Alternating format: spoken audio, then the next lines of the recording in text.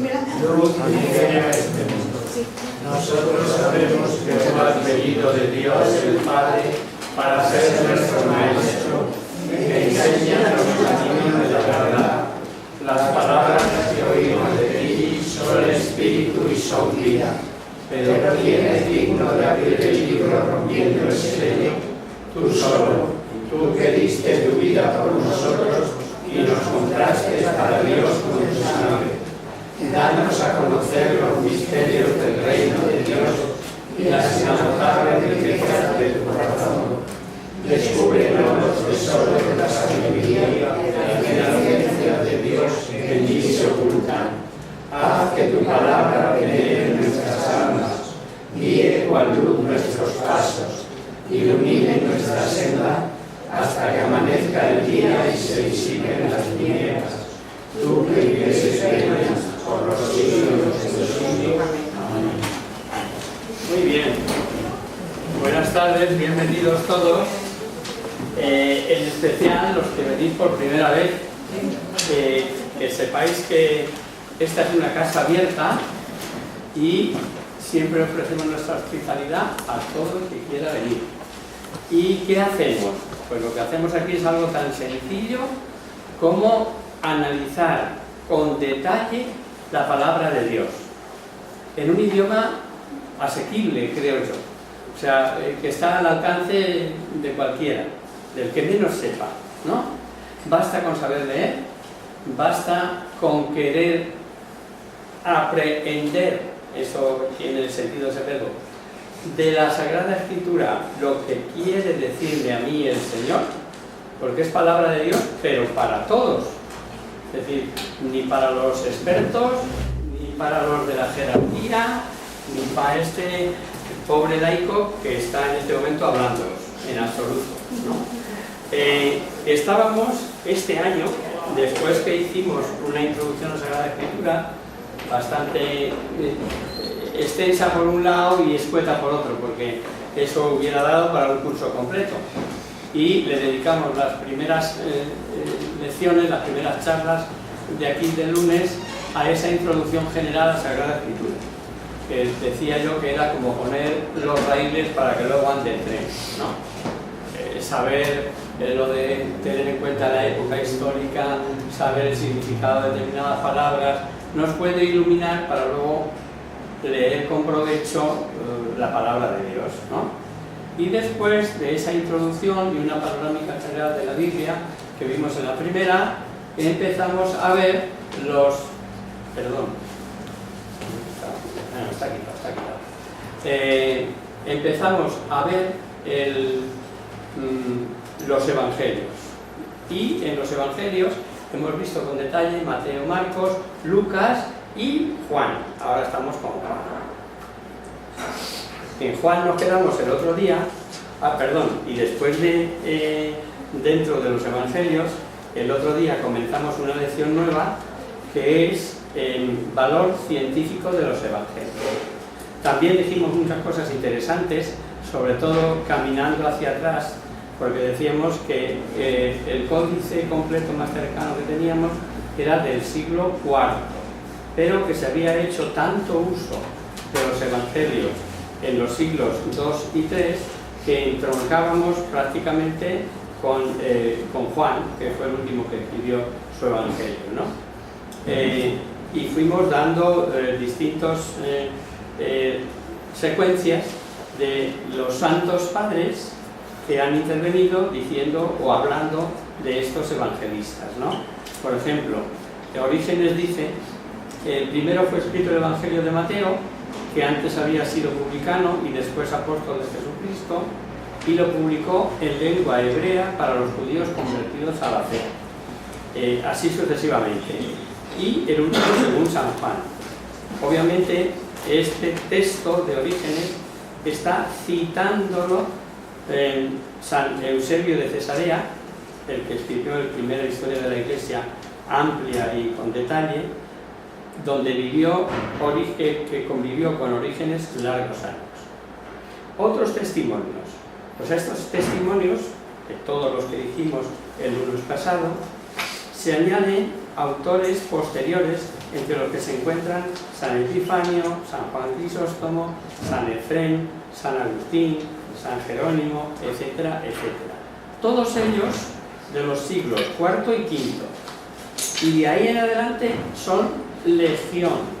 Es decir, hay tantos papiros, o trozos de papiro, o trozos de pergamino, pendientes de analizar, que hay gente que dedica su vida entera a datar esos papiros, esos pequeñitos pergaminos, en donde pues, puede estar en un papiro de los siglos primeros de la Iglesia, el 1 o el 2, que es del que estamos hablando, un trozo del Evangelio de San Juan, como ocurrió con el P52, del que ahora os hablaré. Y viene porque hasta llegar al siglo XVIII, este siglo decadente en cuanto a la fe, no se ponen en duda la antigüedad ni el origen apostólico de los evangelios. Y en particular el que se cuestiona es el de San Juan, el cuarto evangelista. El deísta inglés Evanson lanza esta idea. Esto del Evangelio de San Juan es una obra tan bella, tan perfecta, tan idealizada, que no puede ser de San Juan. Tiene que haber al menos un siglo, 100 años, entre el personaje histórico y su obra. Jesús es el libro elaborado por el autor del Evangelio. Bueno, pues esta idea prendió tan fuertemente en la Universidad Alemana de Tübingen, esta tesis, que empezaron a pulular por ahí escritos diversos para reforzar todo el peso de la tradición, el valor documental antiguo del que hablamos el lunes pasado.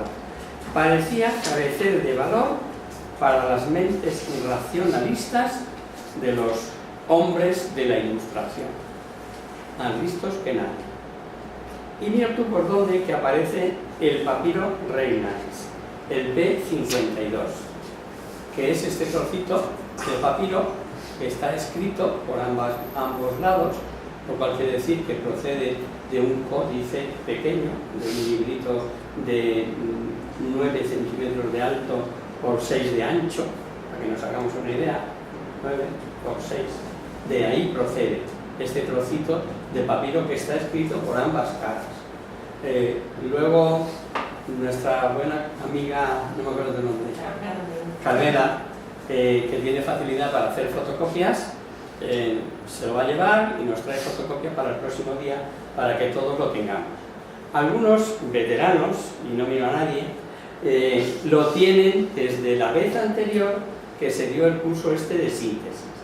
Síntesis es, como su propio nombre indica, una obra, yo creo que es el buque insignia de Fe Católica, porque se publicó hace mucho tiempo ya, pero sigue teniendo actualidad y además está tan bien sintetizado, valga la palabra, que con cogerte este libro y leértelo con atención y constatando las citas, etcétera, uno tiene una panorámica general de lo que es la fe católica en este libro de síntesis. Y lo tenemos aquí, quiero decir, la mayoría ya lo tenéis y el que no lo tenga, que lo pida, que se lo damos, ¿vale? Porque como son obras que tenemos ahí todavía algún remanente de cuando tuvimos editorial, Fe Católica fue editorial en su momento y tiene varias publicaciones. Prácticamente han desaparecido todas ya, pues porque se han vendido o se han agotado, pero de este sí queda algún ejemplar. Os lo digo porque si no lo tenéis lo pidáis. Ay, y a propósito de esto, aunque se quede grabado, lo quiero decir porque si no luego se me va a olvidar. El recado que me ha dado Brígido a propósito de lo que nos dijo el lunes pasado antes de comenzar la clase. Y es que el día 25 había un encuentro con todo el apostolado seglar del obispado, con presencia del cardenal, etcétera, que está muy bien, todos los años lo hay, pero este año nos invitan especialmente y se puede echar por lo menos mediodía, porque se puede comer allí. Y lo que me ha dicho ahora antes de empezar, y ahora ya se me olvidó antes de decirlo, que el que esté interesado es el día 25, que le dé a él su teléfono, vuestro teléfono. Tú piensas así, pues le das el teléfono a Brígido y os inscribe a todo el que quiera, ¿vale? Es que se me había pasado Brígido. Pues bien, a toda esta gran polémica que os decía de Evanson y que la Universidad de Tübingen propagó, se opone en su día solo y salió victorioso el papiro Reylands. Se llama así el P52 y que es, como os he dicho, un pequeño códice. Contiene precisamente, es como una jugarreta del destino, las frases del Evangelio de San Juan del capítulo 18 en que dice: yo he venido a dar testimonio de la verdad. Que os parece un capricho del destino, porque son las palabras cruzadas entre Jesús y Pilatos en el proceso de Jesús. Comprado este trocito con otros muchos en Egipto, probablemente en la zona del Fayum en Egipto, en 1920, estuvo desconocido en el archivo de la biblioteca John Rayland de Manchester hasta 1935. Tiene el nombre de P52, pero como estuvo en la biblioteca de este señor, de John Rayland, pues ha pasado a ser el P52 o papiro Rayland, que es como le conoce todo el mundo. Lo descubrió como perteneciente al Evangelio de San Juan y lo divulgó entre los científicos.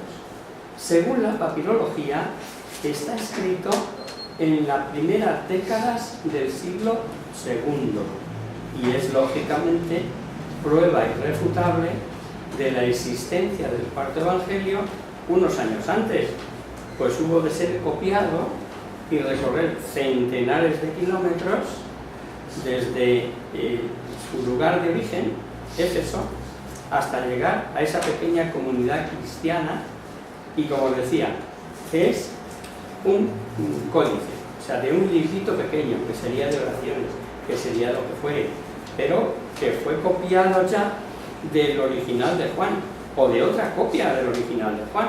Y si esto se data como perteneciente a la primera década del siglo II y sabemos que el Evangelio de San Juan se escribió a finales del siglo I, al año 90-100 de nuestra era, que también lo vimos la semana pasada, que la tradición nos ha hecho llegar, que fue escrito después de pedírselo sus discípulos, o sea, fue como un favor de última hora.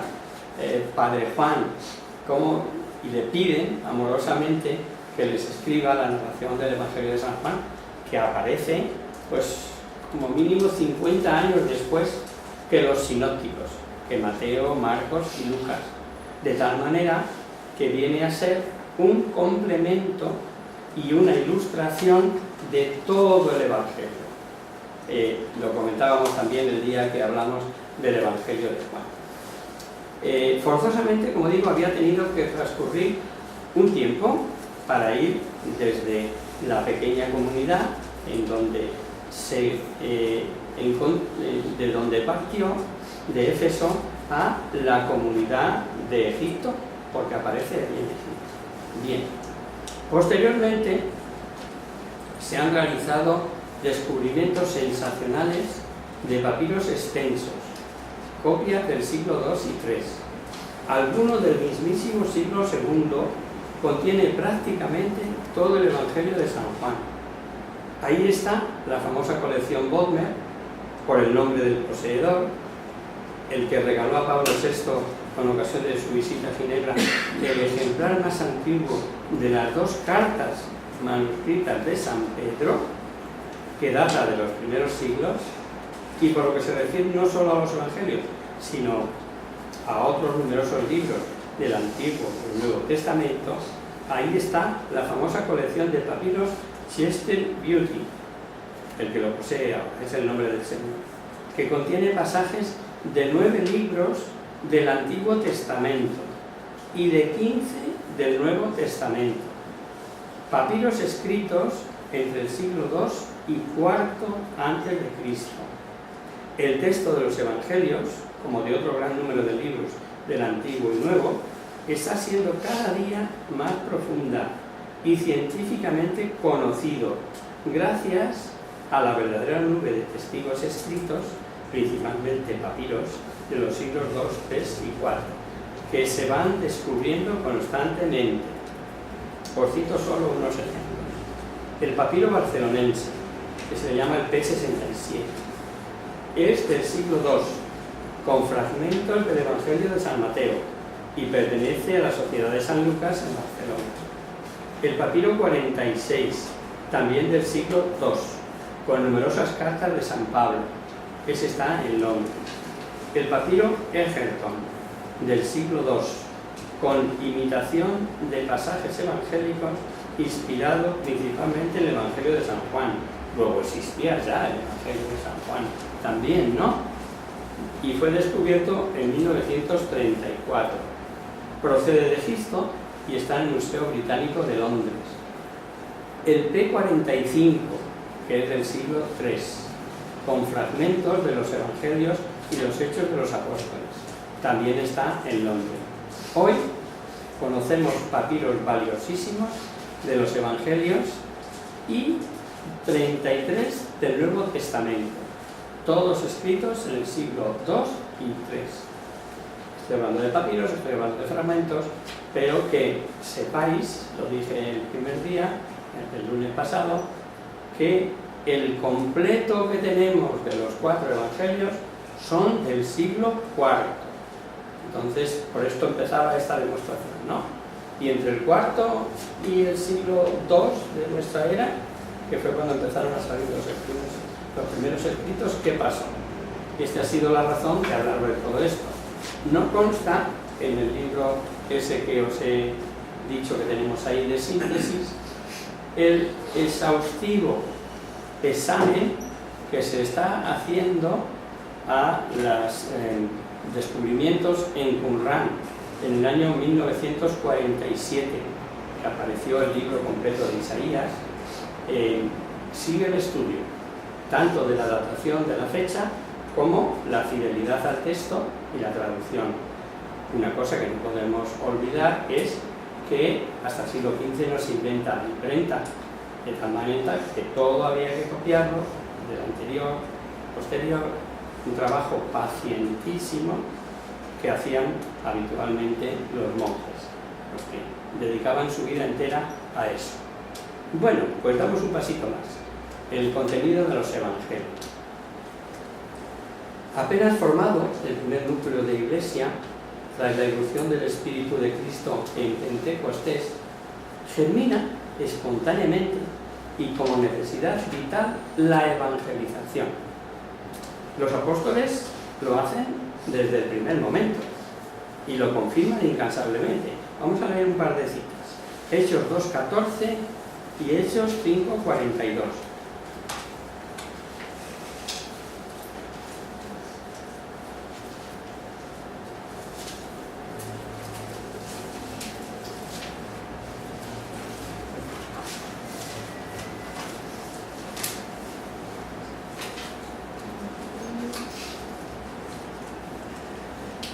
Entonces se levantó Pedro.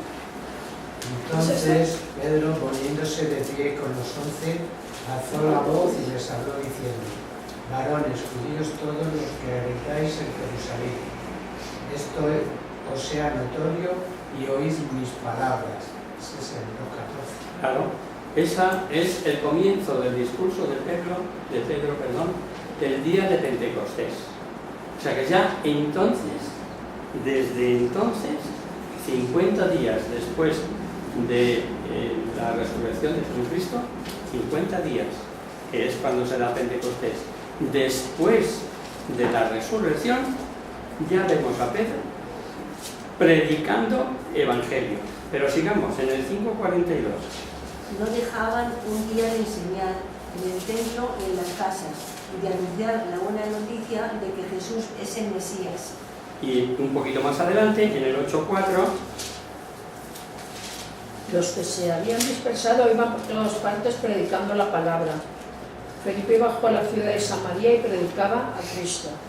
La muchedumbre aún prestaba atención a las cosas que Felipe decía al Suficiente. oírla.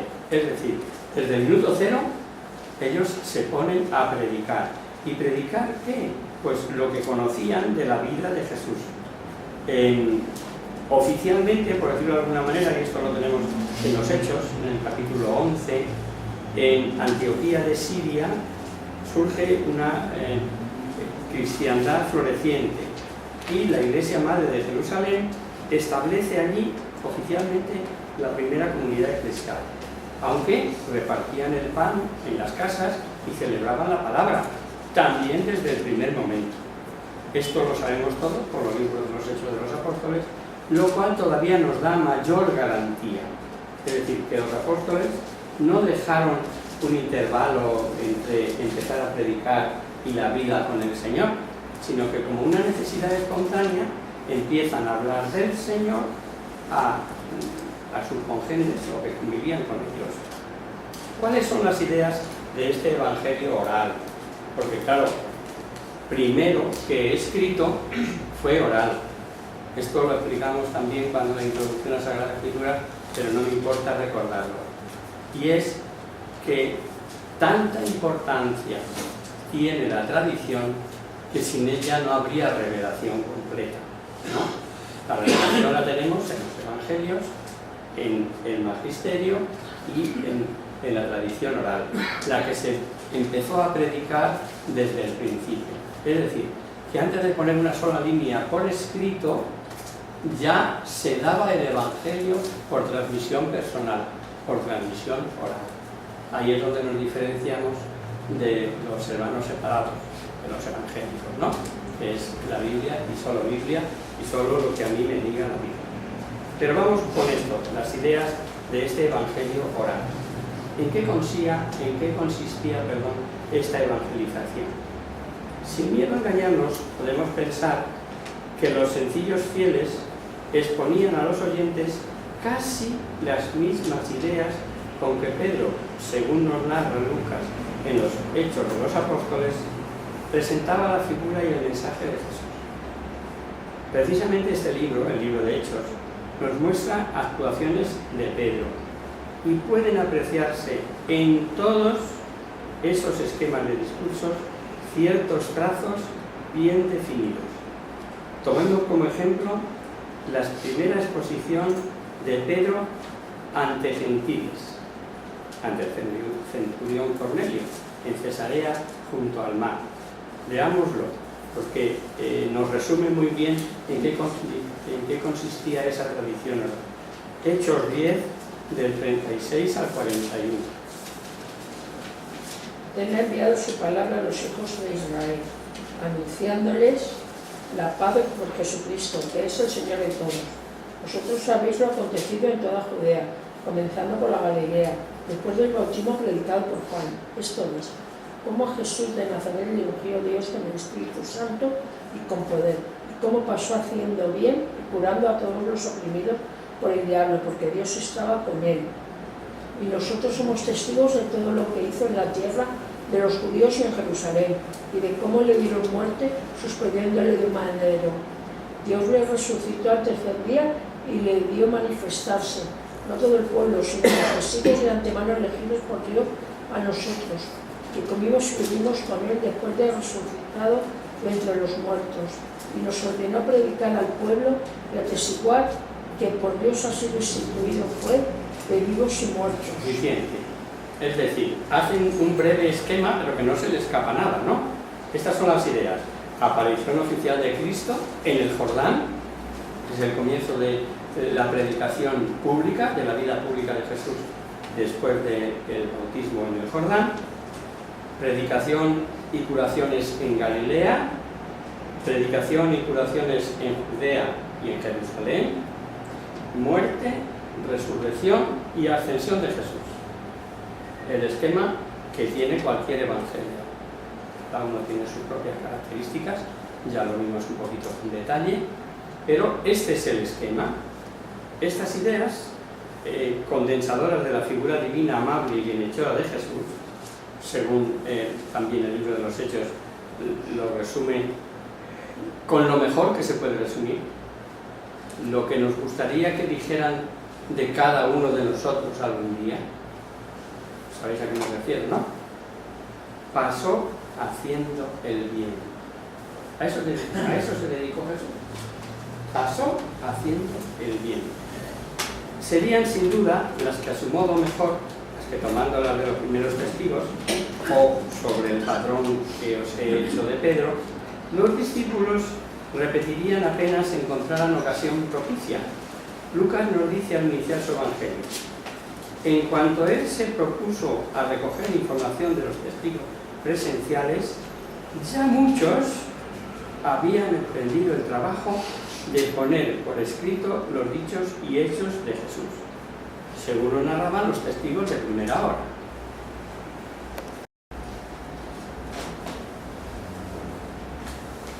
Vamos a ver el plan general de los sinópticos.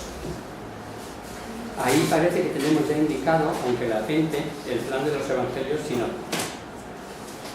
Las ideas básicas, el cañamazo de la narración, no es otro este que hemos expuesto de Pedro, siguiendo el orden cronológico de la actuación de Jesús en líneas generales. Según parece, los otros apóstoles, que eran los principales testigos oculares y servidores de la palabra, a estos testigos de primera hora nos consta por Lucas que acudían muchos para informarse con exactitud de las cosas de Jesús e incluso a fin de ponerlas por escrito. Recordemos Lucas 1, 1 y 2. Puesto que muchos han intentado poner un relato de los acontecimientos cumplidos entre nosotros, según nos han transmitido los que desde el principio fueron testigos oculares, convertidos después en ministros de la palabra, me ha parecido también a mí, después de informarme exactamente de todo desde los orígenes, escribirte ordenadamente y buscando en los orígenes, pero ahí vemos que ya otros habían empezado a escribir acerca de ese tema. Lucas se pone uno más y dice que se pone a escribir después de informarse perfectamente de lo que había hecho Jesús y dicho. Eso sería el comienzo. Sin duda vino luego la ampliación progresiva de esas ideas a base de recopilar y poner por escrito los recuerdos más detallados. No olvidemos que el grupo de los 12 estaba compuesto por quienes habían acompañado a Jesús desde su aparición en el Jordán hasta su ascensión al cielo, camino de Betania, recuerdos que serían detallados primero en narraciones incompletas, parciales. Esto lo dice la tradición, no creo, o yo al menos no sé de ninguna fuente escrita, que los evangelios se empezaron a escribir todos por la pasión. ¿Qué tenemos que escribir primero que no se nos olvide? Lo que tenemos que transmitir a la gente, lo primero que Cristo murió y resucitó. Eso que quede claro, que se entere todo. Esto lo dice la tradición, que las narraciones de los evangelios en su elaboración empezaron por los hechos relevantes, que era la pasión y muerte de Jesucristo. Son recuerdos, como digo, primero parciales y luego cada vez más amplios. Podemos considerar el Evangelio de Marcos el más breve de los 4 y que contiene fundamentalmente, como os dije, la predicación de Pedro, le llaman las memorias de Pedro. Al decir de San Justino, el filósofo, por el año 150, como la primera narración oficial redactada en griego. ¿Y por qué en griego? Porque era la lengua usual en el género romano, en todo el imperio romano, de lo que hasta ese momento había sido el Evangelio oral, que por entonces, sobre el mismo almazón fundamental aludido de Pedro, ya de Mateo, hubiera redactado en la lengua hablada por Jesús y dirigida a los hebreos de Palestina. En hebreo, hemos dicho también estos días de atrás, que Mateo escribe su Evangelio. Una narración semejante de su Evangelio no solo es verosímil, sino cierto, a juzgar por el testimonio rotundo de el obispo Papías de Hierápolis, y que algo después Lucas, al procurar cimentar el esquema de la primera hora, también parece lógico y completamente natural. De hecho es que los tres evangelios sinópticos, Mateo, Marcos y Lucas, repito lo que la mayoría sabéis, y me perdonáis si soy un pesado, sinópticos significa paralelo. Es decir, que si ponemos el evangelio de Mateo, el de Marcos y el de Lucas, cuentan las mismas cosas con distintas palabras, con distintos detalles, pero encontramos como tres fotocopias de la misma obra, por resumirlo de una manera muy abrupta, ¿no? El evangelio de Juan es otra cosa. El evangelio de Juan es otra película.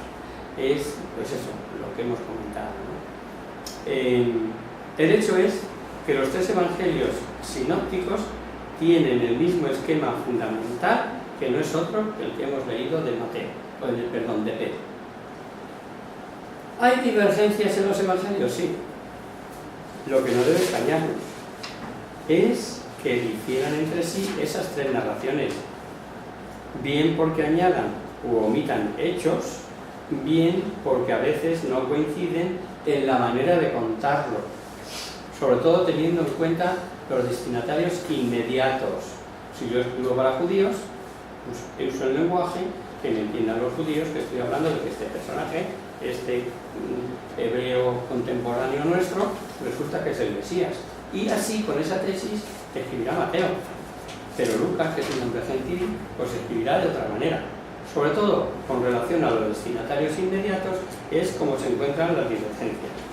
Aunque el esquema sea el mismo, por estar consagrado por el uso general de los apóstoles, empezando por Pedro, eran varias y diversas fuentes del recuerdo de esos hechos y la finalidad que cada uno de ellos pretendía al narrarlo, según como os he dicho, de las comunidades concretas a las que se refiere.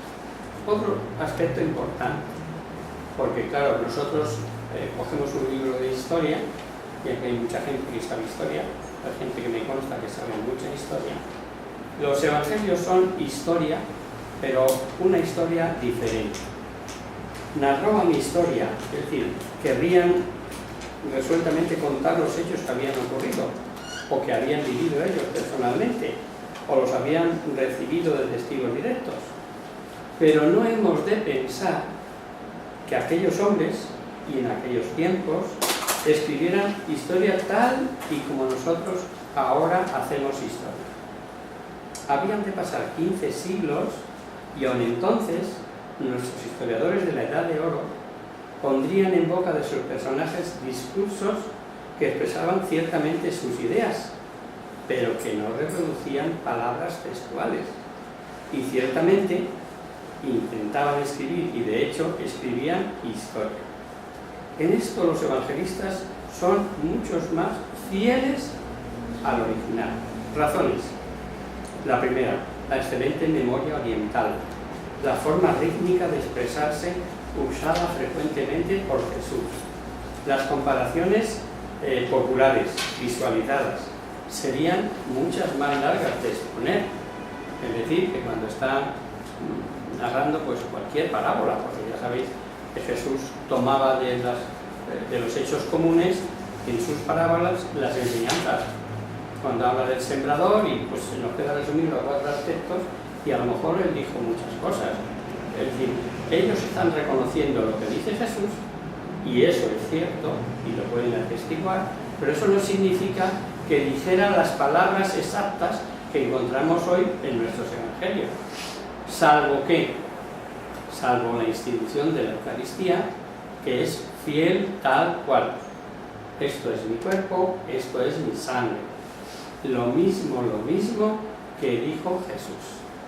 Hay además un hecho fundamental que no puede olvidarse al considerar los evangelios. Los evangelistas, como los evangelizadores apostólicos de la primera generación, narraban los sucesos pasados acerca de Jesucristo con el conocimiento profundo que sobre los mismos les había comunicado la efusión del Espíritu Santo. Esto es un aspecto que no podemos olvidar. Lo dijimos también en la introducción a la Sagrada Escritura. Lo que no puede ser de otra manera, y es que, salvo lo que el Espíritu Santo quiera que quede claro, ellos todo lo demás lo van a contar con su modo de expresarse. Si tienen un lenguaje vulgar, escribirán con un lenguaje vulgar, y si tienen un lenguaje subido, como es el Lucas, que escribe en un griego selecto, pues usarán su modo de expresarse. Pero el mensaje, y esto lo vimos también, tiene por parte del Espíritu Santo la inerrancia, o dicho de otra manera, también recurro a los principios, en el comienzo cuando se explicaba todas estas normas, ¿no? La Escritura tiene dos autores: el autor divino, que es el Espíritu Santo, y el autor humano, que pone de él lo que conoce, lo que sabe, cómo lo ve. No quiero retroceder porque ya lo explicamos todo eso con detalle, pero sí me vais a contestar ahora todos a una pregunta. ¿Quién es el autor de la Biblia? El Espíritu Santo. El Espíritu Santo. Por eso decimos palabra de Dios, ¿no? Cuando lo leemos. Esto nos viene bien recordarlo por dos cosas. Una, porque esto es así, y otra, porque cuando yo leo la Escritura me habla a mí, a Adolfo, a Javier, a Luis, a Alicia. Es decir, que es Dios mismo quien nos habla a cada uno de nosotros mediante su palabra. Y esto es importante, además de esperanzador, pero que nos hace coger el gusanillo por leer la palabra de Dios. Y por eso nosotros aquí en Fe Católica también tenemos la costumbre de mandar leer. Para el que lo expone, le es más fácil traerse la lección preparada y leer las citas, y ¿no? Pues no. Conviene que nosotros nos acostumbremos a leer en nuestras Biblias esas palabras que son dichas por el Señor a cada uno de nosotros. Cuando narraban o escribían, ahora sus ojos penetraban y veían en las palabras y en los hechos de la vida de su maestro un trasfondo, una significación que no alcanzaron a comprender cuando se produjo, cuando lo escuchaban o cuando lo presenciaban. Si todo esto puede decirse con plena verdad de los evangelios, Mateo, Marcos y Lucas, con mayor razón ha de decirse del Evangelio de San Juan. Leer 2:21 de Juan.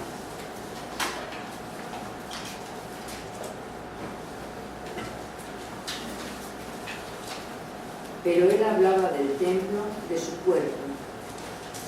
¿Por qué? Sí. ¿Es ese solo? Solo es ese versículo, ¿verdad? Sí. Luego, cuando Jesús fue resucitado... Suficiente. Pero él hablaba del templo de su cuerpo. ¿De dónde lo ha sacado esto San Juan? Pues de toda la teología que llevaba en la cabeza y en el corazón, de lo que ha vivido con el Maestro.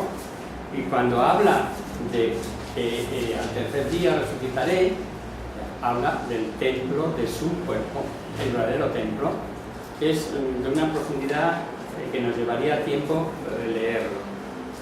Juan escribe mucho después que sus hermanos habían muerto todos, y dulcemente obligado por sus discípulos, pone por escrito sus recuerdos personales. Él no sigue el plan de la predicación apostólica primitiva.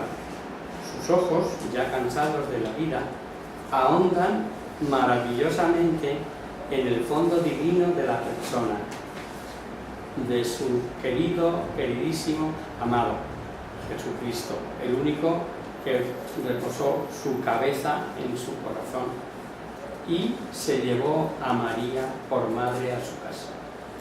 Es otra película. El Evangelio de Juan es otra cosa. No tenemos tiempo, por eso el curso se llama síntesis, pero solo con el Evangelio de Juan podríamos llevarnos varios días. Un resumen, y con esto ya termino. Todas estas ideas obvias, sensatas, y realistas sobre el Evangelio escrito, nos las condensa así la Iglesia durante el Concilio Vaticano II. En estas frases, que son de la Constitución, palabra de Dios. Cada vez que paso por el Concilio Vaticano, me gusta recomendaros su lectura, porque el Concilio Vaticano II es un tesoro por descubrir. Resumen aquí, por ejemplo, en la Dei Verbum, en palabra de Dios, os he dicho, que se traduce esto. La Santa Madre Iglesia ha mantenido y mantiene con firmeza y máxima constancia que los 4 evangelios narran fielmente lo que Jesús, el Hijo de Dios, viviendo entre los hombres, hizo y enseñó realmente hasta el día de la ascensión. Después de ese día, los apóstoles comunicaron a sus oyentes esos dichos y enseñanza del Espíritu de la verdad.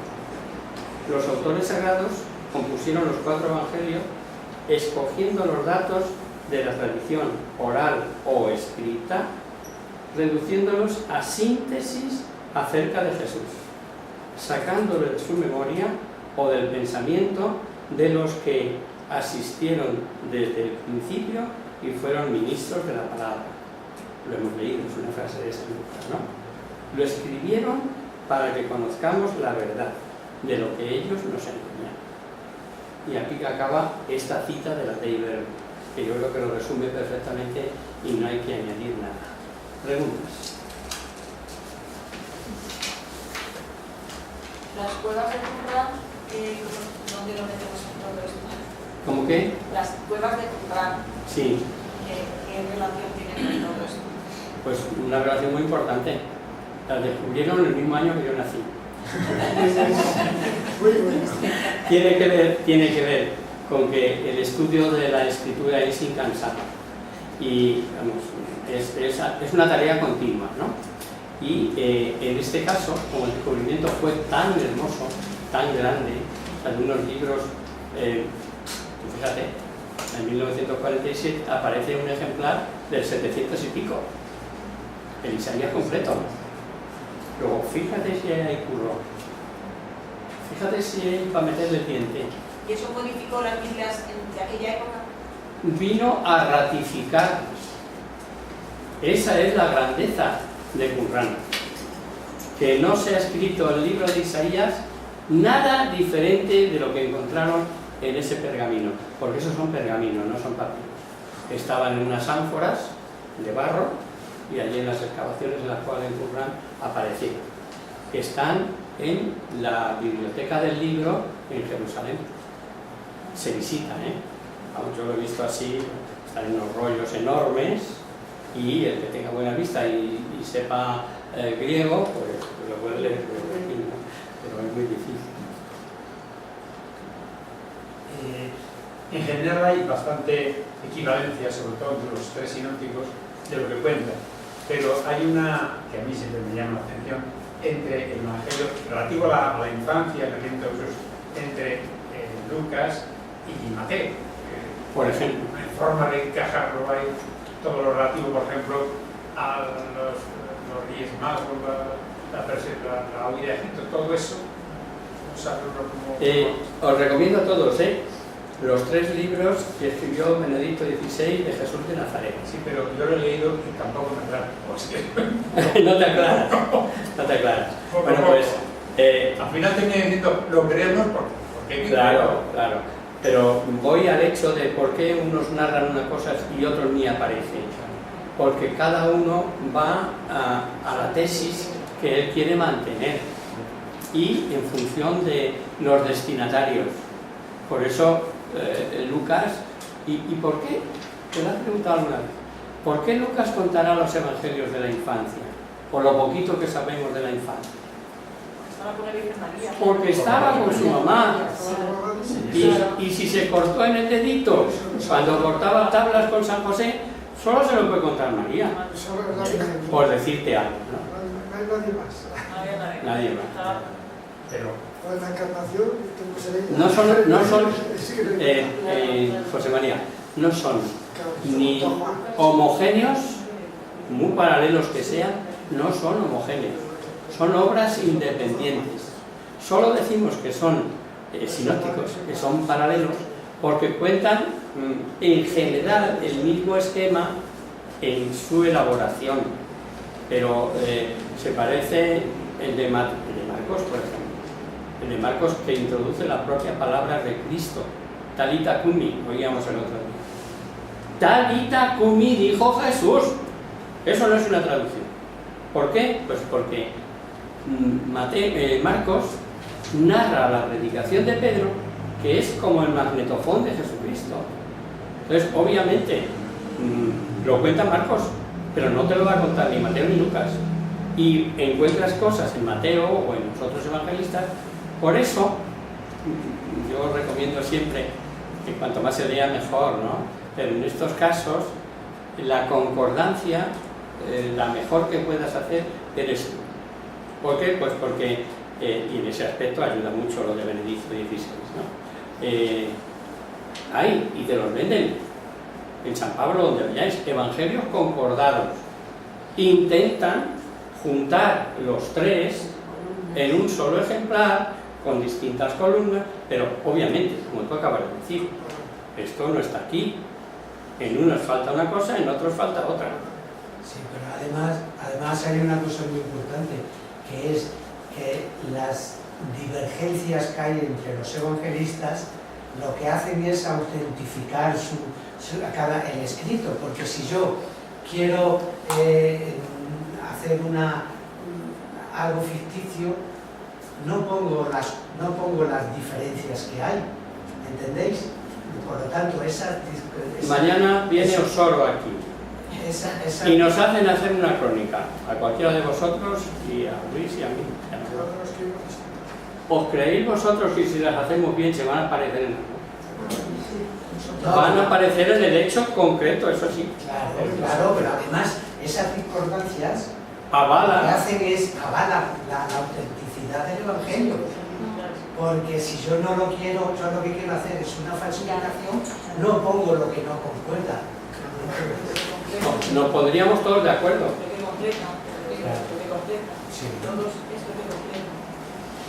Pues rezamos a la Virgen y nos vamos. El sábado es la Virgen de Lourdes. ¿Eh? El sábado es la Virgen de Lourdes. Sí, está sábado. En el nombre del Padre, del Hijo y del Espíritu Santo. Amén. Virgen, bella como la luz de del cielo, en cuyo rostro se miran los ángeles y se encuentran las ángeles. Haz que nosotros, tus hijos, parezcamos a ti, y que nuestras almas vean el rayo que es la belleza de ella, que no decae con los años y nos humilla en la eternidad. María, sol del cielo, despierta tú la vida donde haya muerte, e ilumina los espíritus en que haya tinieblas. Reflejándote en el rostro de tus hijos, concédenos un destello de tu luz y tu fervor. María, poderosa como un ejército, concédeme a nuestras vidas la victoria. Somos alegres y nuestros enemigos se sorprenden con tantos estragos, mas con tu bandera nos sentimos seguros del eterno. Él conoce el poder de tu bien y teme la majestad de tu mirada. Sálvanos, María, bella como la luna, única como el sol, temible como un ejército de ganado, levantado de guerra, no por Dios, sino por llamar. Amén.